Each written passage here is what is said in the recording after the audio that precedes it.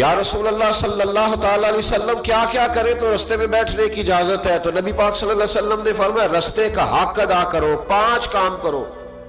یا رسول اللہ کون کون سے؟ فرمایا اگر رستے میں بیٹھنا ہے تو نظریں نیچی کر کے بیٹھو، اس کو بھی اس کو بھی، آنے والے کو بھی اور جانے والوں کو بھی دیکھنے کی تمہیں اجازت۔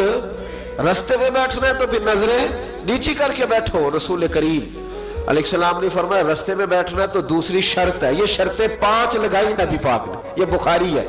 فرمایا رستے میں بیٹھنا ہے تو دوسری شرط تمہارے لیے یہ ہے کہ جتنی چیزیں تکلیف دینے والی رستے میں پڑی ہوں گی وہ بیٹھنے والے نے اٹھانی ہے۔ اس نے ایک نیا وہاں بیٹھ کے اذیت والا کام نہیں کرنا، بلکہ اس کی ذمہ داری ہے چونکہ رستے میں وہ بیٹھا ہے، تکلیف دہ چیزیں اٹھائے گا۔